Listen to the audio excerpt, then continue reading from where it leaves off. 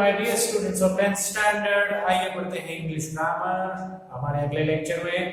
ठीक है, ग्रामर में हमारे जो टेंसेस चल रहे हैं उसमें आज बारी है पास्ट परफेक्ट टेंस की। So today we are going to study past perfect tense.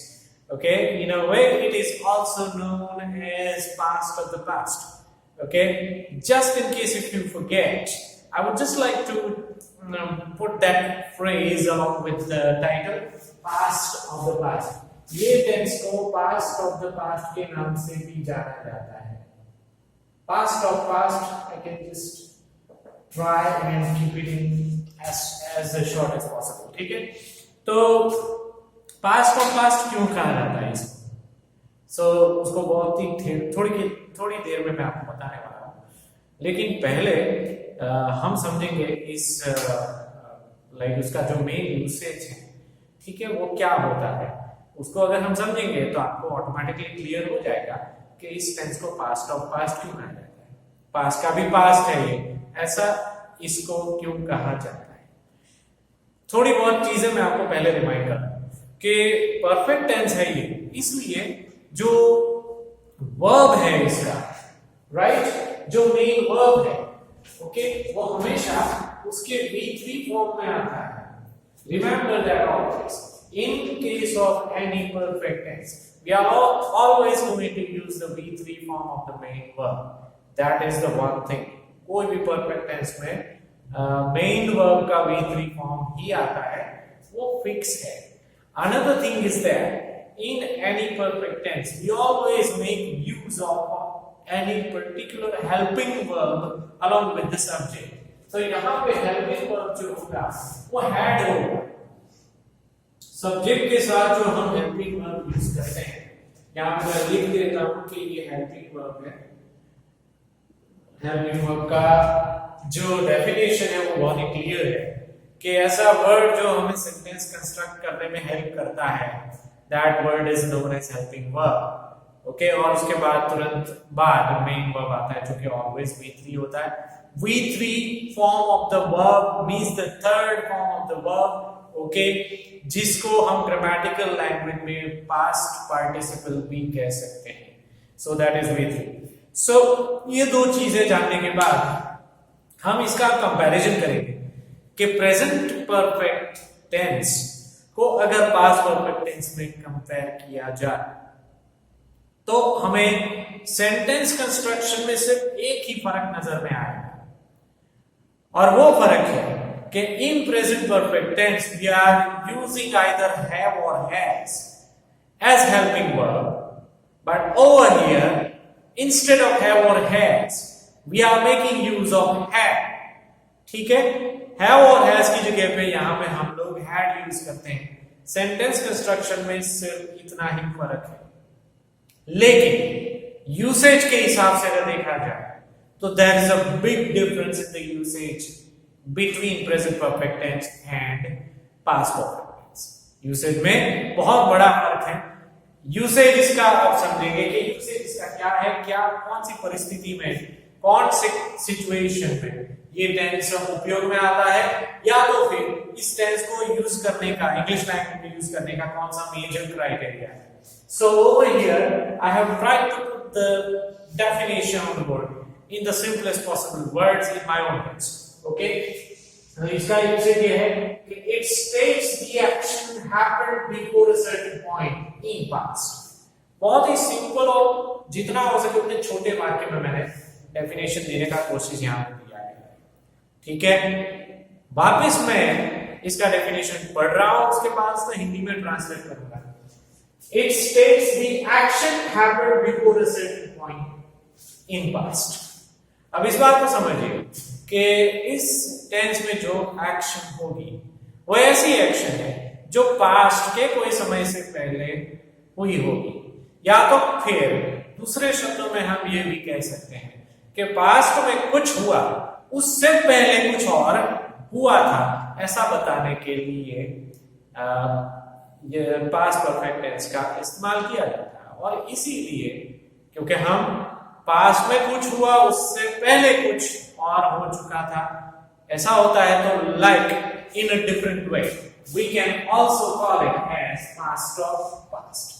Okay, already हम past की कोई एक्शन तो बता ही रहे हैं, लेकिन साथ में उससे भी पहले कुछ हुआ था, ये चीज भी हम क्लियर कर रहे हैं, इसलिए हम इसको past of past भी कह सकते हैं. So over here we can say that we have an opportunity of telling in case of mentioning two actions of the past. Okay, in case if we are mentioning the two actions of the past, which action happened before or else which action happened first? दो में से पास की दो घटनाओं में से कौन सी घटना पहले हुई थी, ओके, वो बताने का यहाँ पे हमें अपॉर्चुनिटी मिलता है. So that's what the main usage of past perfect tense, wherein we mention the action happened before a certain point of time in the past, or else we mention such kind of an action that happened before something else happened. Okay, कुछ हुआ उससे पहले कुछ और भी हो चुका था. मान लीजिए कि हम रेलवे स्टेशन पर पहुंचे, उससे पहले ट्रेन निकल चुकी थी, तो यहां पे दो क्रियाएं हैं. हम रेलवे स्टेशन पर पहुंचे, ठीक है, वो एक पास्ट की एक्शन है, लेकिन उससे पहले जो हो चुका था वो ये है कि ट्रेन निकल चुकी. The train had already left before we reached the station. That's how we can put it in an example. ठीक है. So now we are going to discuss about the sentence construction. जो sentence structure जिसको हम बोलते हैं वो किस तरह से होता है. तो पॉजिटिव नेगेटिव सेंटेंस में सेंटेंस स्ट्रक्चर जो होता है उसके मुताबिक subject comes first and then, जैसा मैंने आपको आगे बताया, हैड उसके बाद आता है. Okay, that has a main verb, we have V3, the past participle of the main verb we have after that, and then in case object other है तो वो ऑब्जेक्ट आएगा बाद में, and then we have other words. Generally यहां पे other words का criteria बहुत ही क्लियर है. Other words in this tense refers to any past action or past time. पीछे सेंटेंस में पास्ट की कोई एक्शन आएगा जिसको हमें सिंपल पास्ट में मेंशन करना है. मैं यहां पे लिख देता हूं. पास्ट की एक्शन का अगर यहां पे हमें रेफरेंस देना है, ठीक है, तो एक चीज जरूरी है कि पीछे अदर वर्ड्स में हमें सिंपल पास्ट में मेंशन करना पड़ेगा. जैसे कि मैंने आपको जस्ट अभी एक एग्जांपल दिया, the train had left before we reached the station. So we reached, that is simple past. Subject plus V2. Subject plus V2, that is simple past, क्योंकि past में कुछ हुआ था ऐसा अगर हमें रेफरेंस देना तो ऑब्वियसली वो सिंपल पास्ट में लिखा जाता है. वो बहुत ही क्लियर लॉजिक है. तो ये चीज आपको ग्रामेटिकली याद रखना है कि पीछे अगर पास्ट की एक्शन का रेफरेंस देना है तो सिंपल पास्ट ऑलवेज यूज किया.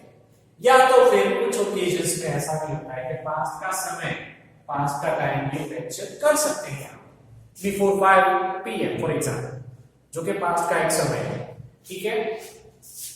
And then after we need to understand this also कि अगर नेगेटिव सेंटेंस है तो नॉट जनरली हैड के बाद रखा जाता है, और कॉन्ट्रैक्शन में हम उसको हैडंट भी बोल सकते हैं. जिस तरह से प्रेजेंट परफेक्ट में हम हैवंट, हैजंट लिख सकते थे या बोल सकते थे, वैसे ही यहां पे hadn't ऐसे होता है contraction. Let's talk about the interrogative sentences.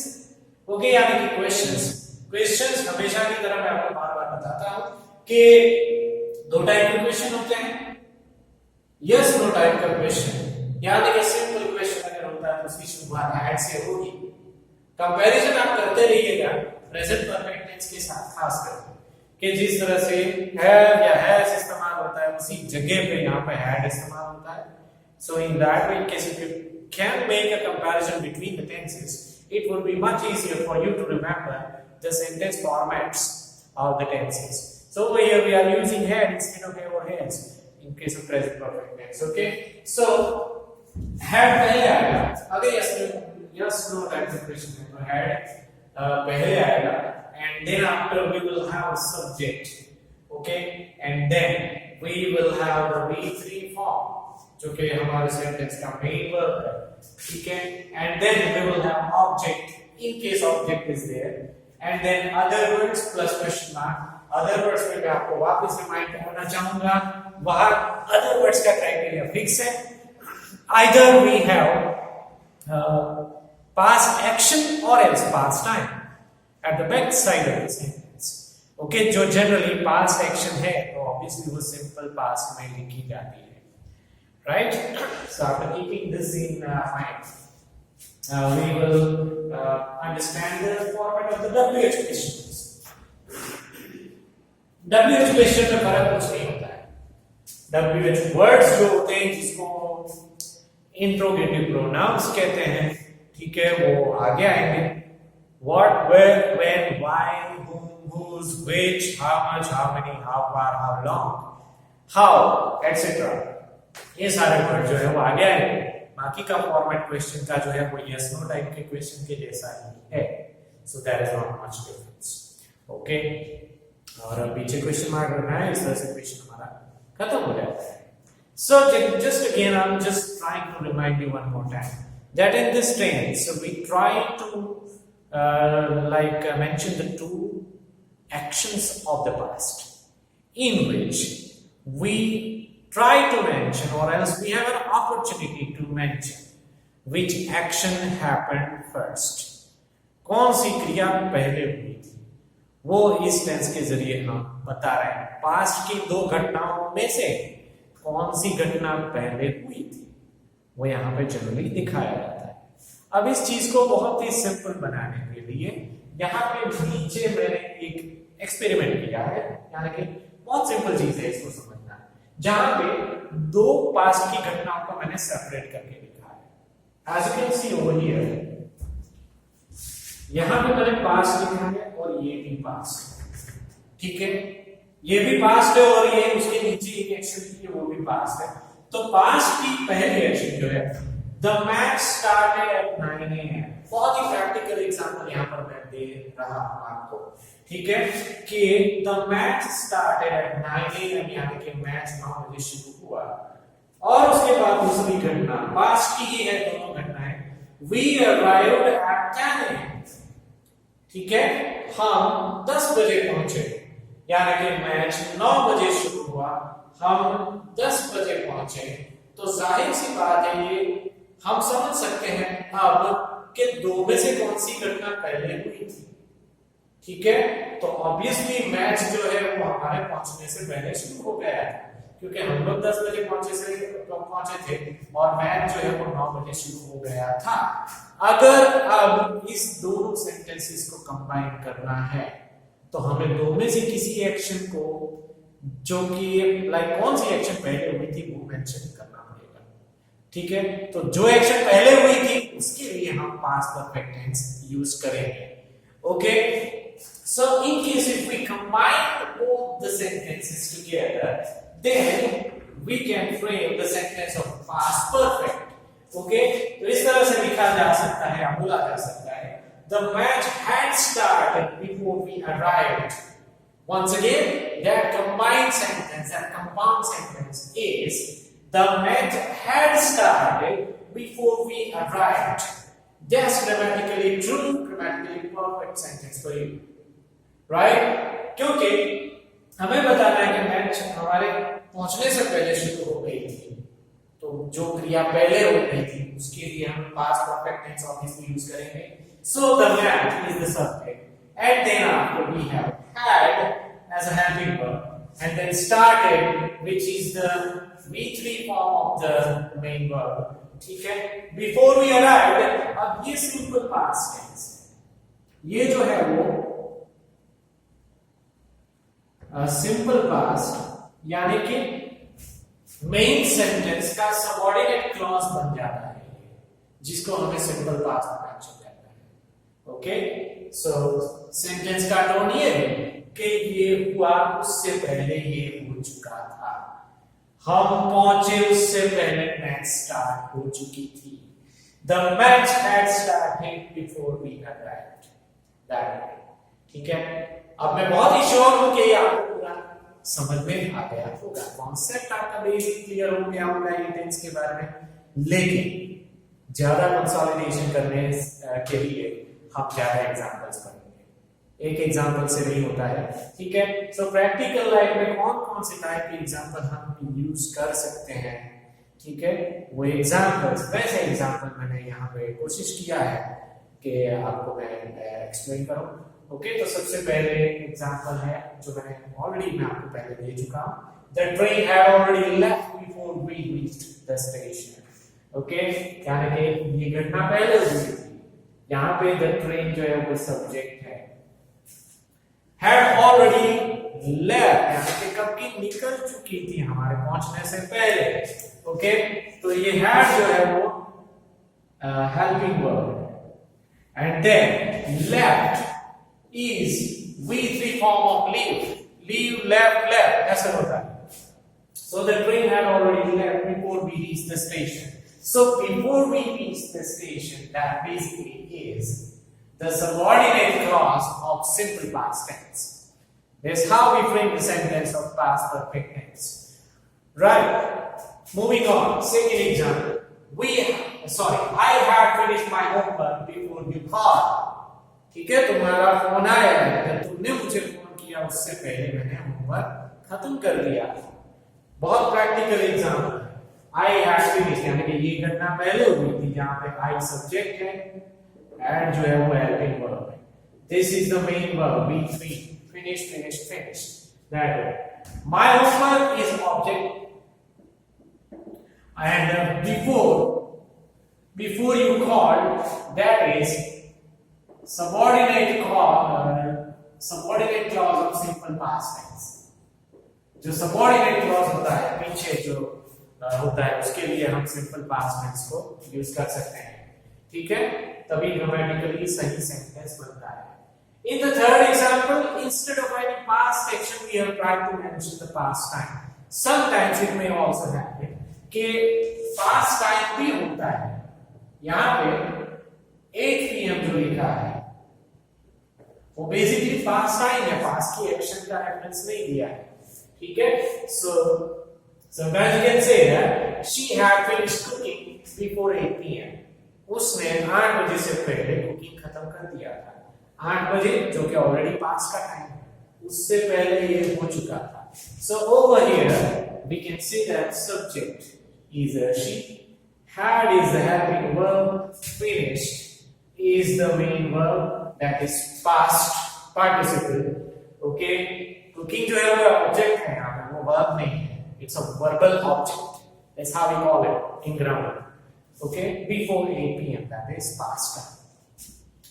okay, fourth example is negative example।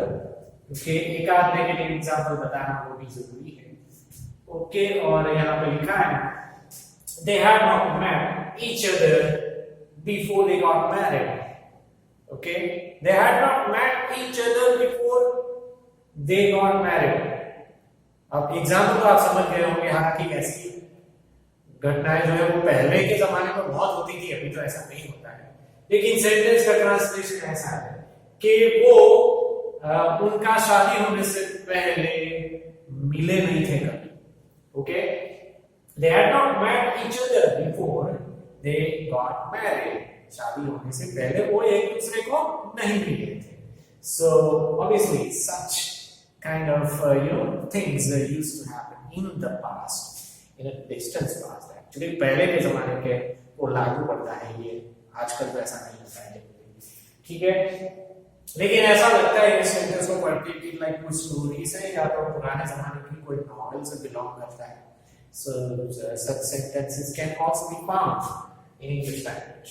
okay, so आगे लिखा है ना, जो before they got married, that is the subordinate clause of simple past tense, जहां पे ये सब्जेक्ट है they, ठीक है, और got is V2 main verb।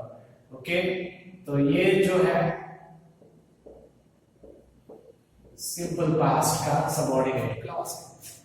Okay, उसके बाद एक एग्जांपल मैंने यस नो क्वेश्चन का दिया है। Okay, had you met before you talk to him over the phone? Translation है इस सेंटेंस का कि क्या आपने उससे बात की फोन के ऊपर उससे पहले आप उसको मिले थे? ठीक है, क्वेश्चन का जो मीनिंग है या ट्रांसलेशन है वो ये है कि उसके साथ आपने फोन पे बात किया उससे पहले क्या उसको मिले थे, हाँ या ना? ये टाइप का टोन है sentence. So had you met him before you talk to him over the phone. Okay, so had you met him, had helping verb पहले आता है, ये सब्जेक्ट है, यू. क्वेश्चन में हमेशा ऐसा होता है हेल्पिंग वर्ब पहले आता है, बाद में सब्जेक्ट आता है. और ये मीट का V3 meet ऐसे याद रखना होता है. Okay, before you talk to him over the phone, that is the subordinate clause of simple past tense. Okay, answer is either yes or no. अगर मुझे जवाब देना है इस क्वेश्चन का तो मैं इस तरह से आंसर दूंगा yes I have और else no I have. दो ही पॉसिबिलिटी है, yes no क्वेश्चन है इसलिए. And then after we have WH question. WH question के दो एग्जांपल हैं यहाँ पे. Where had you lived before you came to live here? Where had you lived before you came to live here? यानी कि यहाँ पे आप रहने आए उससे पहले आप कहाँ रहे थे? It's very very clear. यहाँ पे आप रहने आए उससे पहले आप कहाँ रहे थे? Right? So you can see that I had lived in Rajkot before I came to live here. कुछ इस तरह का आंसर बनता है.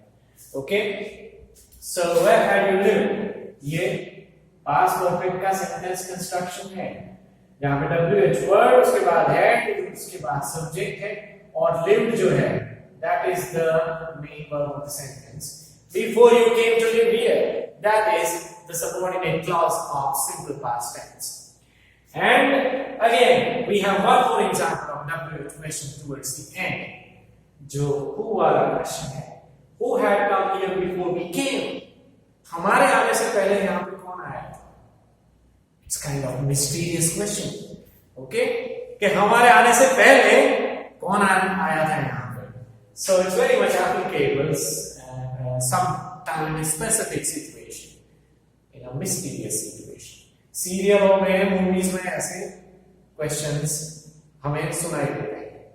हालांकि हम लोग हिंदी ज्यादा देखते हैं, हिंदी में क्वेश्चन होते हैं, लेकिन अगर इसी क्वेश्चन को ऐसे ही टाइप के क्वेश्चन को अगर इंग्लिश में ट्रांसलेट करना है, ठीक है, तो ट्रांसलेशन इसका इस तरह से होता है. Who had come here before we came? Okay, हम यहाँ पे आए उससे पहले यहाँ पे कौन आया था? So before we came, that is the subordinate clause of simple past tense. Otherwise, past perfect का स्ट्रक्चर यहाँ पे है, who had come here. याद रखना है आपको ये चीज कि कम का V3 कम ही होता है. कम का V3 यानी कि कम का पास्ट पार्टिसिपल जो है वो कम ही होता है. आपको ऐसे याद रखना है, पास्ट टेंस उसका केम होता है. सो कम के कम ऐसे याद रखना है. सिमिलरली दूसरा भी वर्ड है बिकम, तो उसका भी V3 बिकम ही होता है. Become, became, become. तो ऑब्वियसली उसका पास्ट टेंस बिकेम होता है, लेकिन V3 वापस उसका बिकम ही होता है. Okay, so these verbs are very tricky to remember, you know, but over the constant practice, okay, by doing the constant practicing, it is not that much difficult to remember. बार बार इसको पढ़ते रहते हैं या तो बार बार हम examples पढ़ते रहते हैं, एग्जांपल्स बनाते रहते हैं, तो ये सारी चीजें खास करके वर्ब फॉर्म्स उसको याद रखना आसान है. ओके, तो यहाँ पे पास्ट परफेक्ट टेंस का एक्सप्लेनेशन खत्म होता है. मैं आपको बार बार ये चीजें एम्फसाइज करता हूँ कि किसी भी टेंस को या तो ग्रामर के किसी भी टॉपिक पे याद रखना है तो उसका स्टडी करने के बाद, रीड करने के बाद या तो वीडियो देखने के बाद हमें अपने खुद के एग्जांपल्स बनाने चाहिए, तो ये परमानेंट याद रह जाएगा. तो मैं उम्मीद करता हूँ कि आप लोग भी ये करेंगे. I clearly hope that you also do the same as I am doing. Okay, तो जरूर कीजिएगा ताकि ये सारी चीजें आपको परमानेंटली याद रहे और ग्रामर में आपको थोड़ा इंटरेस्ट भी बढ़े. It's very essential thing for you to do, because when I was a student I used to do the same thing and that's how I have mastered the grammar, the art of teaching grammar. ठीक है, वो grammar मुझे permanently याद इसलिए है क्योंकि ये मेरा मेथड था। ओके, कोई टॉपिक मैंने सीखा, ग्रामर के लिए खास बता रहा हूँ, और उसी टॉपिक से रिलेटेड जो एग्जाम्पल मैं पढ़ता हूँ उसके जैसे मेरे खुद के एग्जाम्पल मैं खुद बनाता था। अगर इस फॉर्मूला से पढ़ते हैं तो ग्रामर हम कोई भी टॉपिक जो है हम कभी भूलते नहीं है, हमेशा याद रह जाता है। It's what the golden formula of learning grammar. Okay, ये लेक्चर यहीं पे खत्म होता है। पास्ट परफेक्ट टेंस यहीं पे खत्म होता है। कोई डाउट है तो मुझे बाद में बता सकते हैं, कमेंट सेक्शन में बता सकते हैं, या तो फिर मुझे मैसेज करके भी बता सकते हैं। That's it for now. Okay, bye bye. Have a nice day.